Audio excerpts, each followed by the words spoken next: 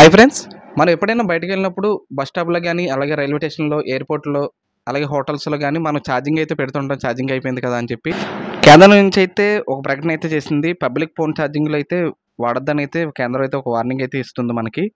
ఎయిర్‌పోర్ట్స్‌లో గాని, కేవ్స్‌లో గాని, హోటల్స్‌లో గాని, అలాగే బస్ స్టాండ్‌లో గాని, పబ్లిక్ ప్లేసుల్లో మీరు మొబైల్ ఛార్జింగ్ వాడుతున్నారా? అయితే అప్రమత్తంగా ఉండాలని అయితే కేంద్ర ప్రభుత్వం అయితే వార్నింగ్ ఇస్తుంది మనకి.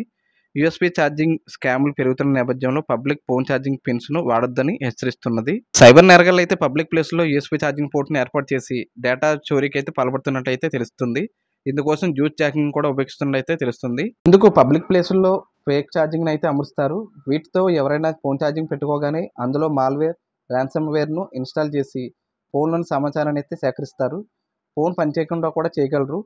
అలాగే క్రెడిట్ కార్డులు, పాస్వర్డ్ లాంటి సున్నితమైన వివరాలు కూడా సైబర్ నేరగాళ్ల చేతిలోకి వెళ్ళిపోతాయి. అయితే సేకరించిన సమాచారాన్ని తమకు కావాల్సిన విధంగా అయితే వాళ్ళు వాడుకుంటారు.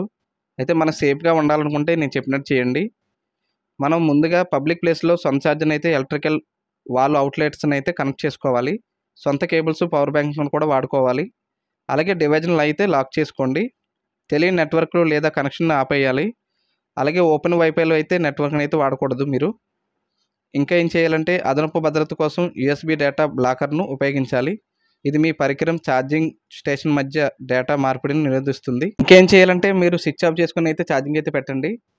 ఒకవేళ మీరు సైబర్ ఫ్రాడ్ అయితే జరిగితే మాత్రం www.cybercrime.gov.inకి మీరు కంప్లైంట్ ఇవ్వండి. కంప్లైంట్ ఇచ్చిన తర్వాత మీరు 1930కి నెంబర్‌కి ఫిర్యాదు కూడా చేసుకోవచ్చు. మీరైతే సైబర్ నేరగాళ్ల నుంచి అయితే మాత్రం అప్రమత్తంగా ఉండండి. లేకపోతే మాత్రం మన అకౌంట్‌లో డబ్బులు అయితే మాత్రం ఖాళీ చేసేస్తారు. జాగ్రత్తగా ఉండండి. Thank you. ఫ్రెండ్స్, మా వీడియోస్ కనుక మీకు నచ్చినట్లయితే తప్పకుండా సబ్స్క్రైబ్ చేసుకొని, లైక్ చేసి, షేర్ చేసి, కామెంట్ చేయండి. చాలామంది వీడియో చూస్తున్నారు కానీ లైక్ చేయట్లేదు. ప్లీజ్ లైక్ చేసుకోండి.